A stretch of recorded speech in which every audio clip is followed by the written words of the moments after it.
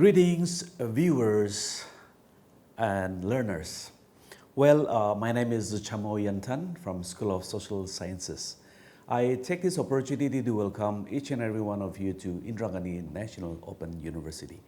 Well, in continuation of the previous discussion, today's discussion is titled as Festivals in Nagaland, Hornbill Festival. This is going to be the part 3.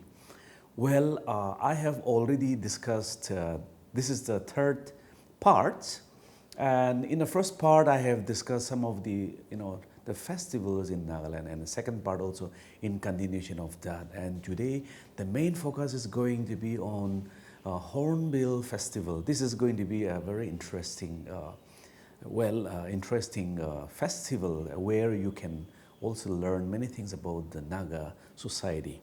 So, but before we go further, I think it is very important for us to, to recap, some reflections on what has been already covered in the previous lecture, so that we can have a continuation of today's lecture. So let us try to have a reflections of what we have discussed already. We have discussed about Nagas, who are well known for their rich, colorful traditions, bravery, honesty, and their love for music. We have also discussed about the state of Nagaland, which is inhabited by 16 tribes. We have also learned about the customs and traditions of the different tribes in Nagaland, and we have also discussed about the diversity, when it comes to the functioning of the society, like the Aos, the Lotas, Angamis. They have a democratic kind of a system of governance, whereas like tribe like Konyak, Sumi, Chang, they have a monarchy system. And we have also discussed about the Naga villages, tribes which are were politically and economically independent of each other. And history also, tells us about the right, from the time immemorial, the Nagas, irrespective of the tribes, were living independently of their own, in their own villages. And they identify themselves with their village and hold great pride to belong to a particular village. And we have also discussed about some of the festivals in Nagaland. Well, we have already discussed about why Nagaland is popularly known as a land of festival. It is also because since the entire year, every month there is another festivals in the state. That is the reason why Nagaland is popularly known as land of festivals.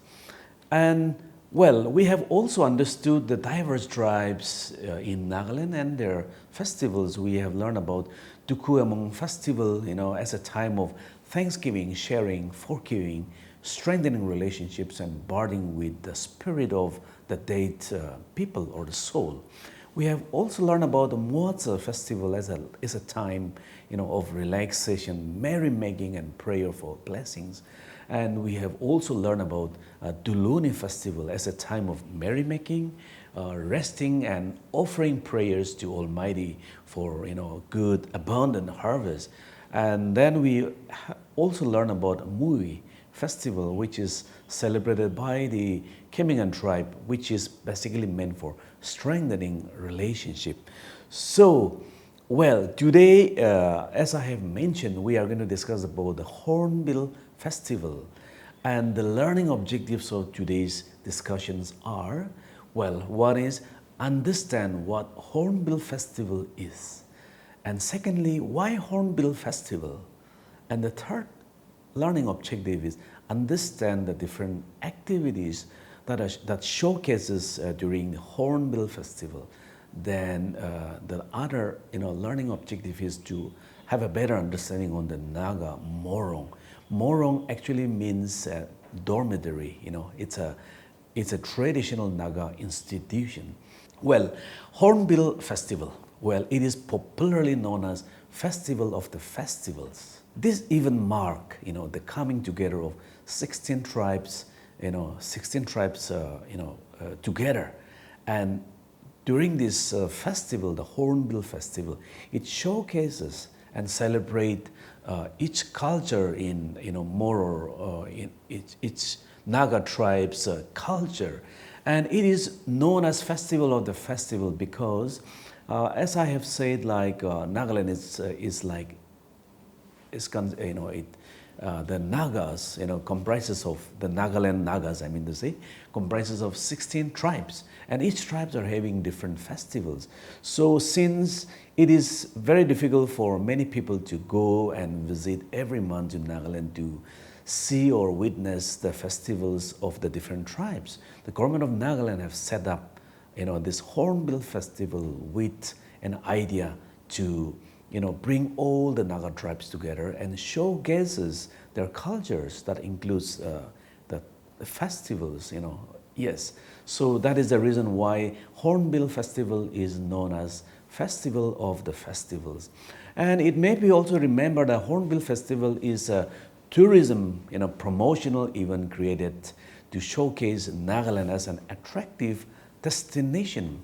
And it is also not an indigenous or a traditional festival, as it cannot be, elevated or be at par with other traditional tribal, festivals in Nagaland, because the emergence of Hornbill Festival is, it was never a part of the different tribes. There was never kind of festivals that brings all the Nagas together. So this is a recent development. I think it has been maybe about 2 decades now.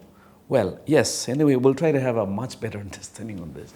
And the Hornbill Festival of Nagaland has earned the title of Festival of the Festivals, as I have already discussed.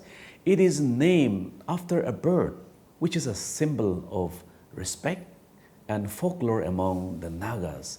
And if you are someone who finds it exciting to witness all the diverse cultures present across the subcontinent, the Hornbill Festival is a very interesting festival which one should really give a try. And in the PowerPoint you can see the picture. This is a hornbill bird. This is called the hornbill bird. It's a very, it has a very royal kind of a bird, and the Nagas, they really admire this bird. And if you listen to many of the Nagas folk tales, each tribes has a reference of the hornbill in their folk tales. This shows how much they value this bird. They have kind of a lot of respect, a lot of admiration for this respect. Of course, their respect is not only because of the kind of a royal looks that it gives, but there are also certain characters that the hornbill exhibits, in their behavior.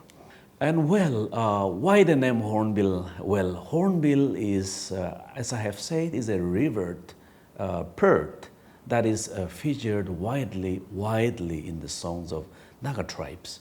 And the hornbill feathers also, the features in most Naga tribal traditional headgears, and is indicative of a commonness among the Nagas. As we go further, you will come across many of the Naga traditional, headgears. They will have the feathers of their hornbill. Yeah, they really, it's beautiful, In fact, it's a very sophisticated, quite royal. This bird is quite royal, and many Nagas have a lot of admiration for this bird. So most of the Nagas, they have the hornbill feathers in their headgears. As you can see in these pictures, almost all the people in the pictures dressed up in the traditional gears, they all have a hornbill feathers in their headgear. Yeah, and well, it was felt that naming a festival after a bird, which was which was also already getting extinction, would create an awareness among the people for conserving the diminishing wildlife. So there are. It is also, the name Hornbill was given not only because it is very well reverent or it is very much admired by the Nagas, but it is also because this bird, which is supposed to be the state bird, And why Hornbill festivals again? The aim of the festivals is to revive and protect the rich cultural heritage of Nagaland. And all the tribes of Nagaland take part in their festival and display its extravaganza and traditions. And the Hornbill Festival exhibits a colorful mixture of dances, performances, crafts, indigenous games and sports, cuisines, food fairs and religious ceremonies. And the festival, both exposes the culture and tradition of the Naga tribes. So this is an explanation why Hornbill Festival. Let's go a little forward. And how the Hornbill Festival promotes tourism. That's another very important aspect to look at it. And the Hornbill Festival has contributed significantly to enhancing the state's tourism brand. And many tourism promoters believe that Hornbill festivals in Nagaland is allowing tourists to have an insight into the different tribes of Nagaland. And it fosters understanding of rich cultural heritage of the state, yes, resourceful architecture and its ethnic cuisine. Well, because as I have said, there are 16 tribes in Nagaland, and all the 16 tribes are having different customs and traditions, in fact, very diverse. There are also a lot of commonness among the Naga tribes, but at the same time, there are also a lot of differences, diversity, in their customs and traditions among the Nagaland tribes. So this Hornbill Festival gives the Nagas, a common platform where they can come and showcase their culture at the same time where they can also come to learn about the traditions and customs of the other tribes. And moreover, this platform becomes a very important for the state of Nagaland for attracting tourism. Of course, Nagaland, of course, compared to the other state, it is not a very big state. But then in terms of connectivity, road connectivity, transport, and also kind of accommodation, they are lacking in this area, like transportations, in a way, like even hotel industry has not come up much. So it is important, people who are interested to know much deeper about the Naga society, it is good opportunity for them. Instead of visiting all the districts and, attending or witnessing the different festivals of the other tribes, this particular Hornbill festivals gives them the opportunity to come and witness and learn about the different, traditions, customs and traditions of the Nagas. Yes. And activities in Hornbill Festival. Of course, there are so many things, but I listed down only some of the main parts. Well, exhibition of the Naga Morong, we will have a short discussion on that Morong, and then showcasing the different tribal songs and dances and costumes. And then we have Naga folk music and Naga indigenous chef competition and Naga arts and sports. So these are some of the main activities that take place during the Hornbill Festival in Nagaland, which happens every year from 1st December to 10th of December. It is this festival is showcased in a very colorful, in a very extravagant style. And we discuss about the Morong. This is just one of the Morongs. We will discuss more about the Morong. If you go to the Hornbill Festival, the government of Nagaland has dedicated a particular place called Kizama, where Hornbill, all the festivals, the exhibition of the Hornbill is held or is conducted in that particular village called Kisama village. And in this particular Kisama village, each tribe is given a place where they can build their own traditional house, especially the Morong. So every tribe is having their own traditional, Morong building is built, and that is where people are also entertained to go inside, look around, and of course, even some restaurants are also being is being run in that Morong. The Naga Morong is one of the major highlights of the festival, and the Morong is a self-governing body that aims to protect the village man. Of course, there are also women Morong, and Morong it's basically an institution. It is an institution, but it plays some other main role in the Naga society. We can have a better understanding on that. And the Naga Morong is one of the major, as I have said, one of the major highlights of the thing. And the Morong were the community spaces in Nagaland where the young boys were trained. Trained means like where they are taught how to develop good manners, how to develop how to develop to be a successful warrior. And in this Morong, they also learn about many things like how to make, for example, like baskets, or how to design the Naga dao, the spears, and everything that a man is required to live a normal life. It is being taught here, and most importantly, in this Morong, it is basically it is a place where only the bachelors, the unmarried boys, they live in this Morong, and it is where they learn about, as I have said, many things that are required in society about maybe good manners, how to be a successful warrior, how to fight, how to protect oneself, and also they learn about their society, they learn about their migration, their folk tales and folk stories are also being taught here, and including the folk songs.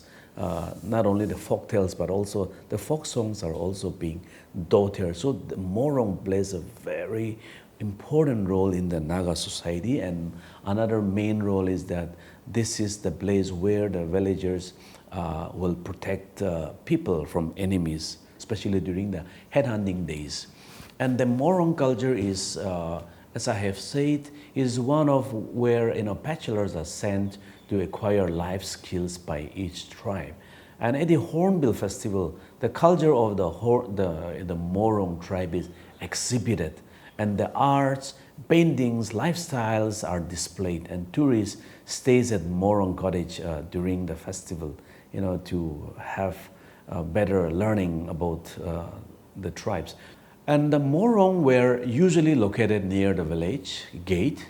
An alarm lock drum was placed, which was used as a warning to the villagers in times of raid and attacks from the enemies. So as I have said, it is not only an institution where the boys, the unmarried, the bachelor's boys, they learn about the different aspects of the Naga society. And the beating of a lock drum was also used during celebrations and festivals. There's a lock drum, of course. I do not have. Lock drum is a drum that is made of drums. It's made of wood. It's a huge wood is being curved, and then they make a hole inside. And so when they beat the drums, it creates a sound which can be heard from some kilometers away. And during the headhunting days, when enemies come to attack, the people in the Morong, they will beat the drum so that the entire village will be alarmed to let them know that enemies are coming to attack the village. And so it is also being used not only as a warning, but also it is also being used during celebration. And the Morong is known as the cultural and educational centers of a Naga life. And the youngsters, both men and women, were taught about Naga culture and welfare. And they grew up learning not only how to cook and clean, but also learn the dignity of labors and the life sustenance methods. And they learn how to, brew their own rice beer, which used to be a very important main food in the Naga society, the rice beer, which is made of rice. I'm sure Many people are aware about this. And the folk songs and the dances, becoming a hotbed of Naga's cultures and traditions, and the knowledge of seamlessly passed from one generation to another. So it is in this particular Morong where the knowledge of the society is passed on from one generation to another generation. So the Morong played a very, very important, very significant role in the Naga society. Unfortunately, now today the Morongs are not there. Of course, now Morong is replaced by the modern institutions like schools and colleges. So now when you visit a village, you will, of course, most villages will have, a Morong, a building that is built in their traditional Morong style, just to kind of a reminder of their ancestors. And the Naga music, during this Hornbill festival, like a huge, entertainment through the music is one of the main part of the festival. And the Hornbill festival is like a giant fair with a large, stage around an amphitheater, which comes alive with music and dance performance at night. In fact, I think there are also many important parts of the Hornbill, but I think youngsters are very well attracted towards this music festival. The musicians, the music lovers across the globe, they do not fail to attend this festival. And most importantly, till 2018 was known to be the largest, rock festivals. It used to be, during Hornbill festival, there used to be a rock concert competition, which used to be the largest, one of the largest in Asia. Forget about India, but it used to be the largest rock concert competition across India with a winning team taking home a huge cash prize award of 10 lakhs. Yeah, so it used to be this used to be another very important component, especially for the youngsters. During this Hornbill festival, this international Hornbill festivals, a rock concert attracts music lovers from across the globe, and they come and attend this. And it used to be held in a very, very highly entertaining way. And you can see a picture there. These are the Tetso sisters, which are popularly known as the Naga Global Cultural Ambassadors. They are also, not only Naga, but also India's cultural ambassador, popularly known as. And this, as I have said, they are popularly known as these are the Tetso sisters. They stands out among many bands, not only in Nagaland, but also across India, because of the originality they maintain and the dynamism they bring into the Naga music. They do a lot of blending, not only with the Naga music, but also with maybe Hindi, with also Korean, with English, and so forth. So this is a band, the Tetso Sisters. Yeah, and showcasing different tribes. Hornbill Festival, each tribe, its own in dialect costumes and tradition get to display their identities to the world. This is in the main stage of the Hornbill, and the Sumi Nagas are displaying their Naga wardens. And then we have the Chang Naga displays their folk song. It's written folk dance. It's folk dance, and you can see the way they are colorfully dressed and so detailing. And if you see in live, again, it's much more attractive. Let's go a little faster. And then the Angami tribe, it is during this Sekrini, festival, the young people of the village sit together and sing traditional songs throughout the day, and jugs of rice beer and plates of meat are placed before the participants. As you can see, the young, beautiful women dressed in traditional clothes serving rice beer, and you can see the young boys and girls very well seated in a very disciplined and in a colorfully dressed. This happens during the Hornbill festival as well. Mostly it is during Sekrini, but also it is also being displayed during Hornbill festival.